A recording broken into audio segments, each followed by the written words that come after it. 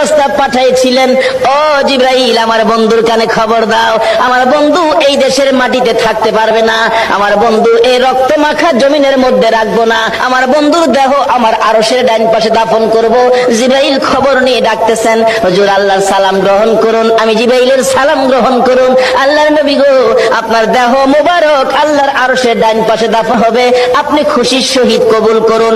আমার নবী কোনো কথা কয় না, দুইটা চোখের পানি ঝরঝর করে ছাড়তেছে। জিবরাইল বলেন, ইয়া রাসূলুল্লাহ, এত সুন্দর প্রস্তাব নিয়ে আসলাম, কোনো কথা কন না, খালি কাঁদেন কে জানতে চায়। আমার নবী বলেন, জিবরাইল রে, তোমার জন্য খুশির খবর হতে পারে, আমি খুশি হতে পারলাম না। কেন পারলেন না?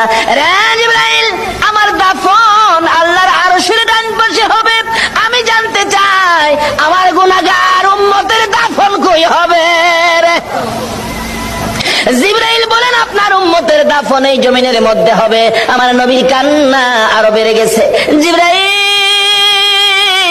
না না, সইতে পারি না, আমি আরশে থাকবো আর আমার উম্মতেরা এই জমিনে থাকবে। আমার মন মানে না, প্রস্তাব আমি রাখবো না। আমার পক্ষ থেকে একটা প্রস্তাব আমার প্রভুর দরবারে তুলে ধরো। জিবরাইল রে, আমার গুনাহগার এতিম উম্মতেরা যেই জমিনে থাকবে, আমি নবী আরশে যাব না রে, আমি আমার গুনাহগার উম্মতের পাশে সেই জমিনের মধ্যে শুয়ে থাকবো।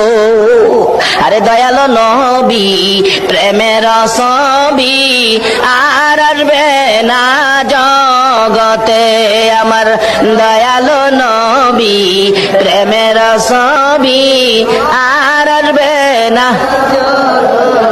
হাসর দিনে উম্মত বিনে, হাসর দিনে উম্মত বিনে যাবে না নবীজি বেহেশতে। দয়ালো নবী, প্রেমের ছবি আর আসবে না জগতে, আমার দয়ালো নবী, প্রেমের ছবি